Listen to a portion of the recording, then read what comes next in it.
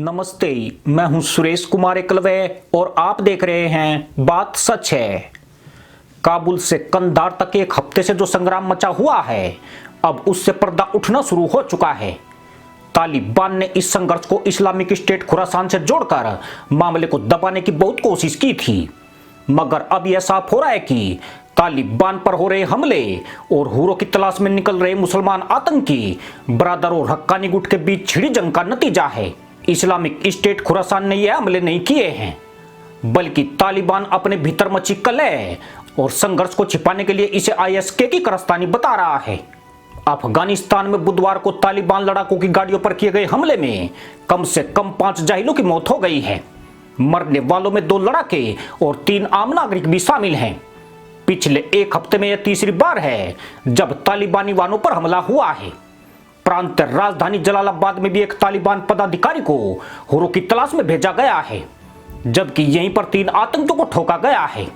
पिछले 5 दिनों में तालिबान पर 4 बड़े हमले हो चुके हैं। तालिबान पर भी बड़ा हमला जलालाबाद शहर में हुआ था, जब 3 अलग अलग बम धमाकों में 35 से ज्यादा मुसलमान दहशतगर्द ठोक दिए गए थे।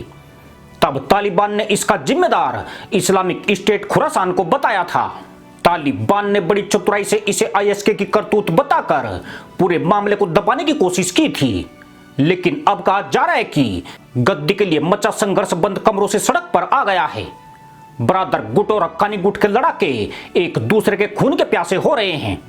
जलालाबाद में हक्कानी नेटवर्क का प्रभाव माना जाता है। यही वजह है कि मुल्ला बरादर के पक्ष के आतंकी उसी के घर में घुसकर उसे ठोक रहे हैं। यही गुट अफगानिस्तान में एक दूसरे पर गुपचुप तरीके से हमले कर रहे हैं। यानी तालिबान के 2 धड़ों में चल रही लड़ाई अब खुलेआम शुरू हो गई है। खास बात यह है कि जलालाबाद में मारे गए सभी आतंकी हक्कानी नेटवर्क के बताए जा रहे हैं, जिससे यह संदेह अब यकीन में बदलने लगा है। इससे पहले तालिबान के 35 लड़ाकों की मौत की जिम्मेदारी आईएसके पर थोपी गई थी। हालांकि यह दावा पूरी तरह से फर्जी निकला है। इसके बाद में हुए 3 हमलों की जिम्मेदारी किसी भी आतंकी संगठन ने नहीं ली है। अमेरिका के साथ वार्ता में मुख्य भूमिका निभाने वाले मुल्ला अब्दुल गनी ब्रदर और हक्कानी नेटवर्क के बीच दुश्मनी के बीज उस वक्त बो दिए गए थे जब सरकार में पदों के लिए माथापच्ची चल रही थी।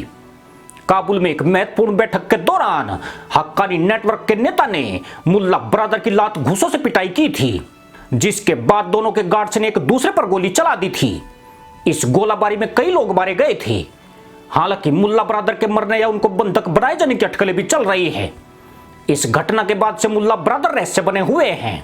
हक्कानी नेटवर्क के पास 6000 मुसलमान आतंकियों की फौज है, जबकि तालिबान में 4000 से ज्यादा आतंकी मुल्ला बरादर के समर्थक बताए जाते हैं।